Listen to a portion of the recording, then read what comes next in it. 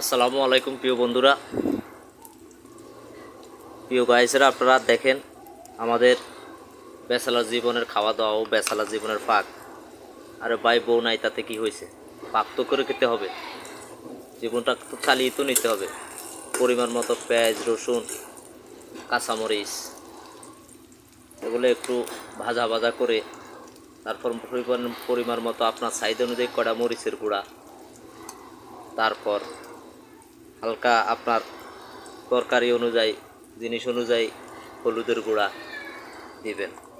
দেওয়ার পরে একটু নেড়ে একটু ভাজা ভাজা করে তারপর আপনি আপনার প্রয়োজন অনুযায়ী একটু লবণ দিয়ে দিলেন। দেওয়ার পরে বন্ধুরা আবার একটু নেড়ে একটু সব ভাজা ভাজা করে নেন।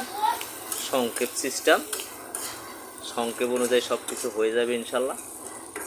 পাক শেষে খেয়ে দেখবেন অনেক টেস্টি হয়েছে। তারপরে এগুলো একটু পোড়া পোড়া ভাব করে সিস্টেম করে আপনি আপনার প্রয়োজন মতো তরকারি দিতেন, যথা টমেটো। কি দারুণ! আমি পাক করব, ভালো হবে, মজা হবে, আমি একা একা খাবো।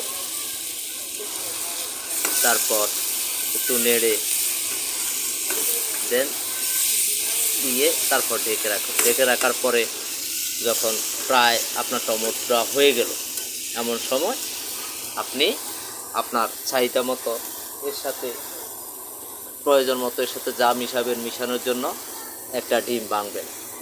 একটা ডিম ভেঙে মাঝখানে দিয়ে দেবেন, দিয়ে প্রয়োজন মতো সিদ্ধ সুস্বাদু করে নেবেন। মাঝখানে আরেকটা কথা বলা হলো না বন্ধুরা, এটা করতে হবে সরিষার তেল দিয়ে, তাতে খুব ভালো হবে। তার মানে আমার কাছে সয়াবিন তেল নাই, তাই আমি সরিষার তেল দিয়ে করতেছি, তাই এটাই ভালো হবে। ধন্যবাদ। শিখিয়ে দিলাম আপনাদের, যাদের ঘরে বউ নাই, যারা বিয়ে করেন নাই, ব্যাচেলর থাকতেছেন, খাচ্ছেন, তারা সবসময় এইভাবে রান্না বাড়াগুলো করবেন। ধন্যবাদ। আসসালামু আলাইকুম।